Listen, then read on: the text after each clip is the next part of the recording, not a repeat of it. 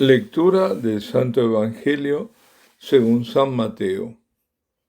En aquel tiempo los 11 discípulos se fueron a Galilea, al monte que Jesús les había indicado.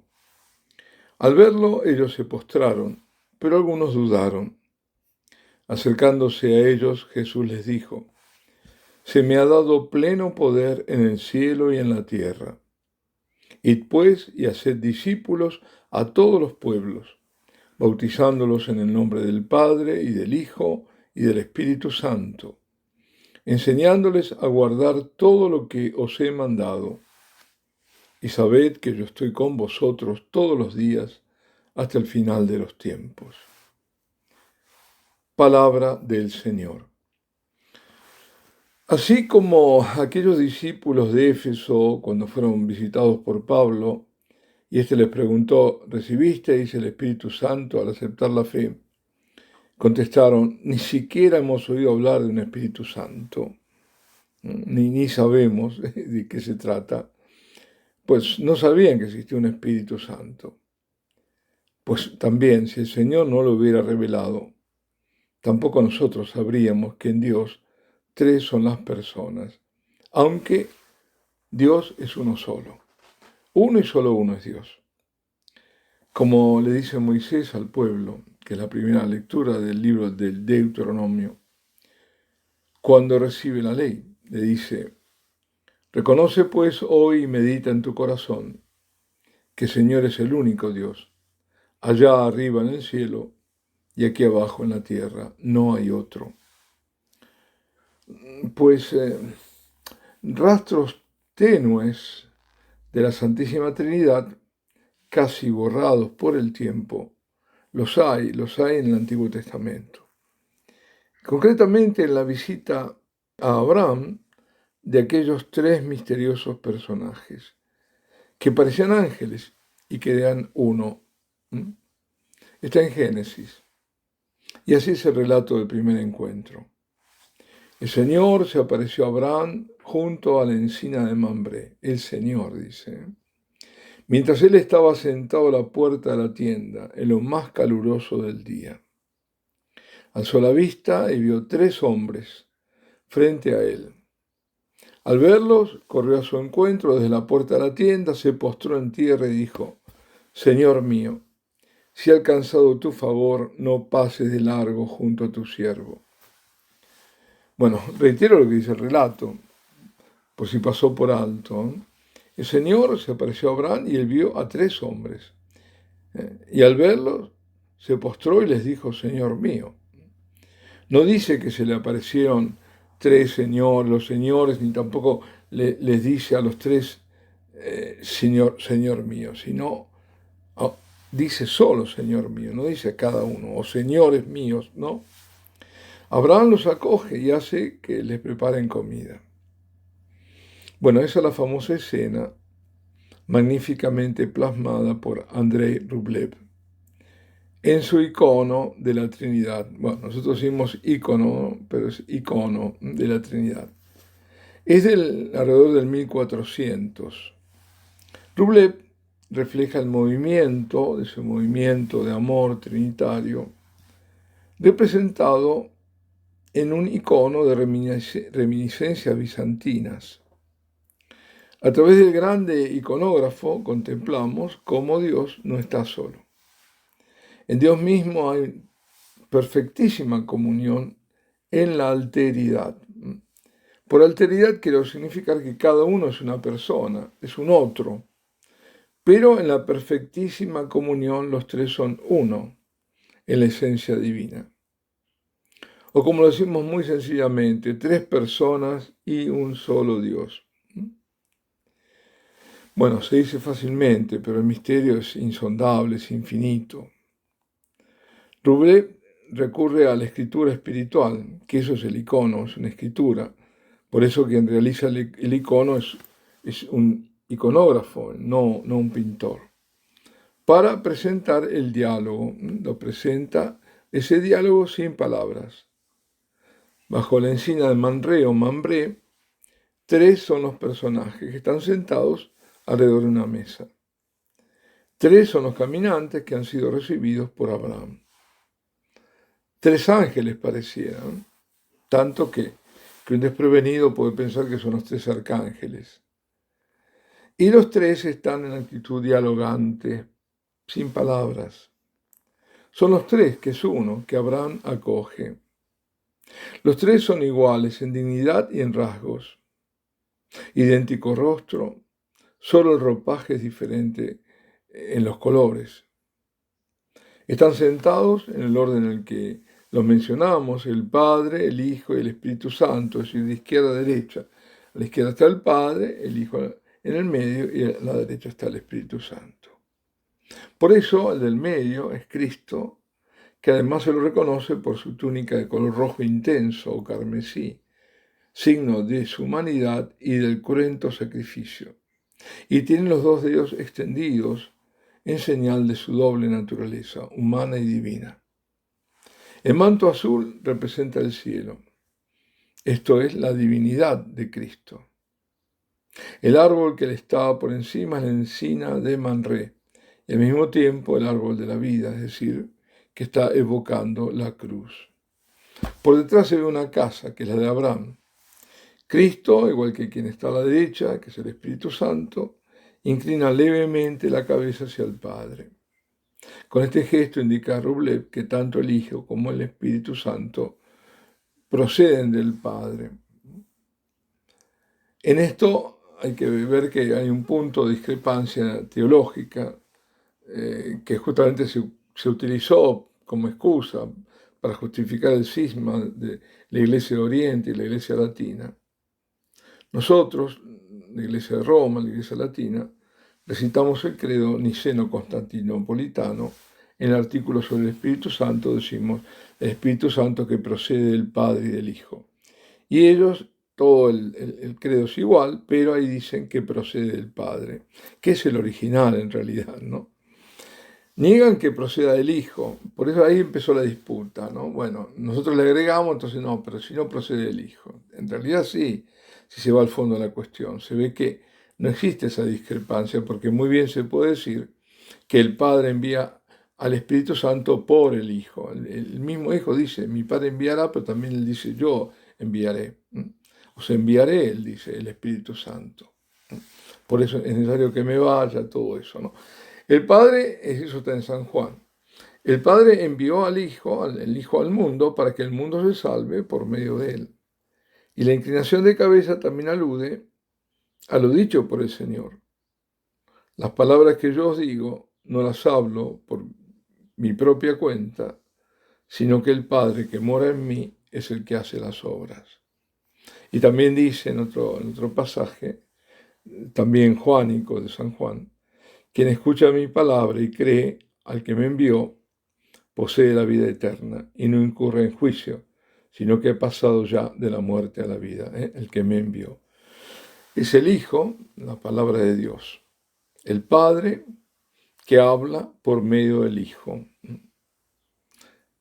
Como dirá San Juan de la Cruz, más de una vez lo hemos repetido, aquello de el Padre pronunció una palabra, una sola palabra, su Hijo, y en el silencio debe ser escuchado por el alma.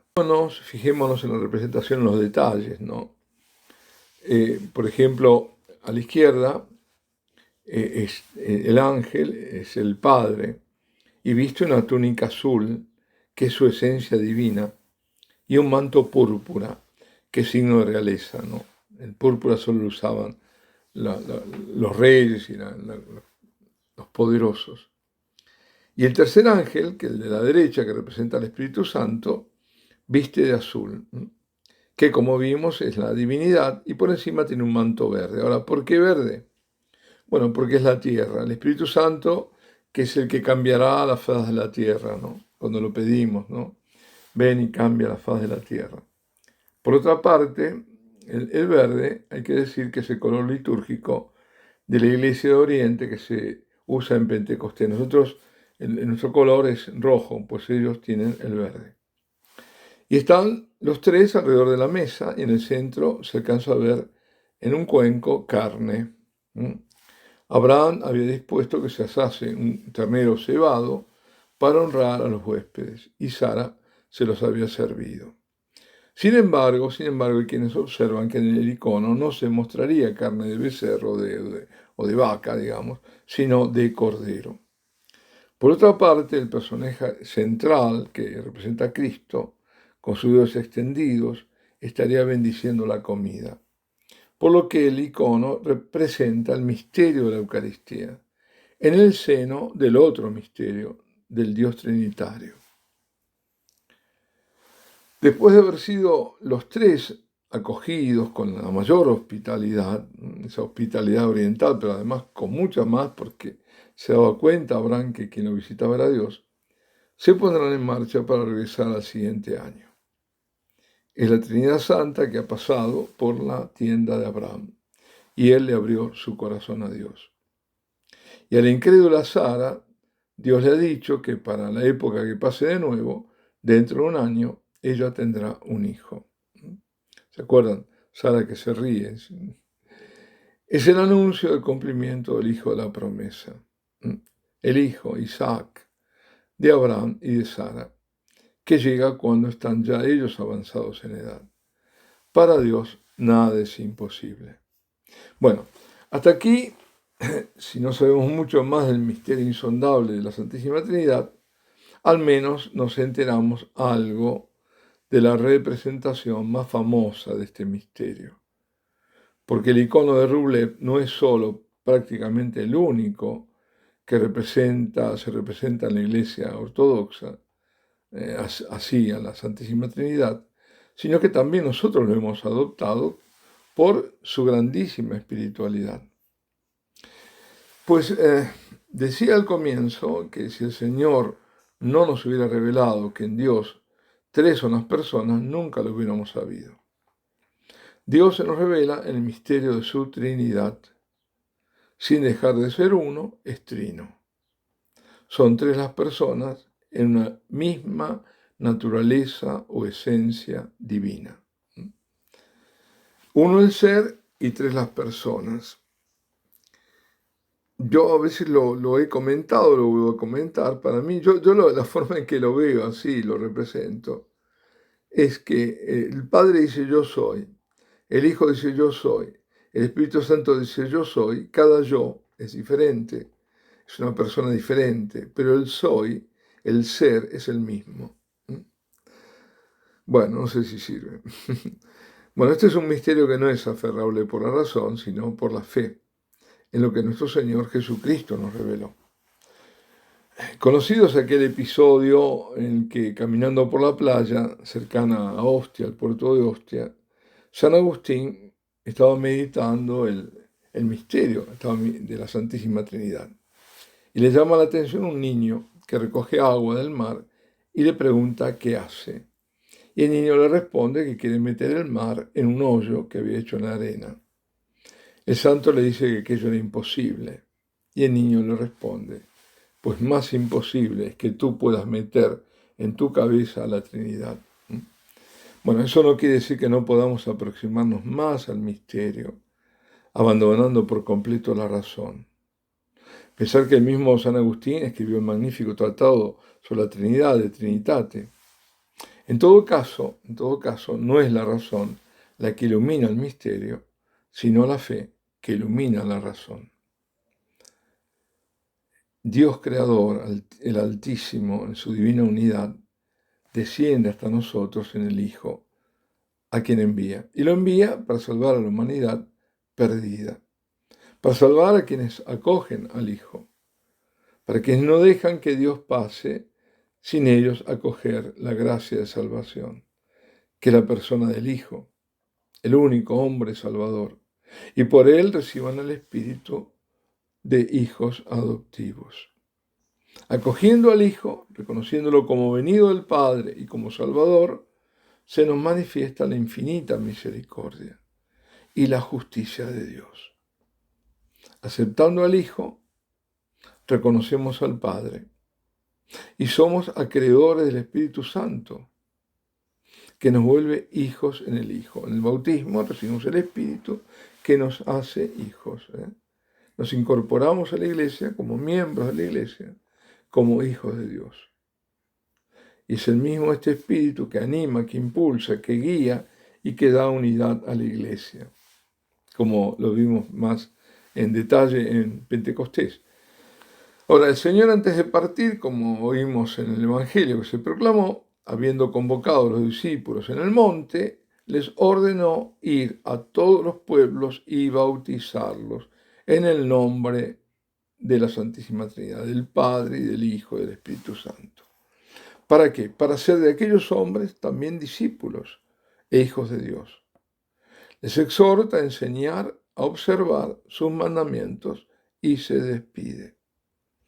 En el otro monte, el Sinaí, en su tiempo, cuando el pueblo recibió la ley de parte de Moisés, les recordó Moisés las proezas que Dios hizo para rescatar al pueblo. Y les preguntó si había otro pueblo por el que hubiera hecho lo que hizo por los hebreos.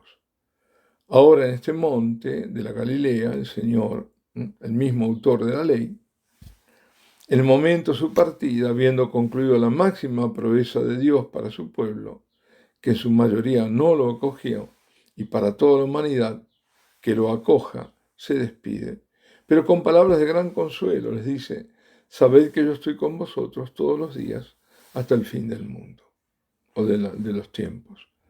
La mayor proeza inimaginable para mente humana ni para espíritu angélico ha sido la de asumir la persona del Hijo, nuestra humanidad, para transmitirnos palabras divinas con voz humana, enseñarnos y morir entregando su cuerpo y su sangre. Como antes de morir nos dejó ese mismo cuerpo, esa misma sangre que daba en el sacrificio al día siguiente, puede ahora decir: estoy con vosotros todos los días, siempre. En la Eucaristía el don trinitario es el Cordero en la mesa de Dios, el altar del sacrificio. Es Jesucristo, su persona divina. El Señor se queda con nosotros en el pan y en el vino consagrados por obra del Espíritu Santo. La Eucaristía es el don del Padre, es el don del Hijo, de sí mismo, el don que hace posible el Espíritu Santo, cuyo nombre propio, según Santo Tomás, el nombre propio del Espíritu Santo es don. Es el don del amor de Dios por el hombre, Dios que se da a sí mismo, no por el interés de recibir algo de lo que Él carezca, sino porque nos ama gratuitamente. Es la vida trinitaria que se nos ofrece. El que come mi carne y bebe mi sangre tiene vida eterna y yo lo resucitaré el último día. La Eucaristía es el mayor tesoro de la Iglesia, que para muchos lamentablemente permanece desaprovechado. Es Dios que está presente para que lo adoremos y lo adoremos sin interrupción. En la Eucaristía Él está siempre con nosotros, no nos abandona. Pues nosotros podemos, queremos y debemos responder a este don permaneciendo siempre con Él. Busquemos a Dios mientras se deja encontrar. Descubramos el secreto de su presencia en la Eucaristía. Vivamos el mandamiento del amor. Amemos a Dios. Amemos a los otros como Jesús nos mandó amar. Enamorémonos de la Eucaristía y adorémosla sin interrupción, recordando que toda adoración eucarística es fundamentalmente trinitaria. Feliz Santo Día de la Santísima Trinidad.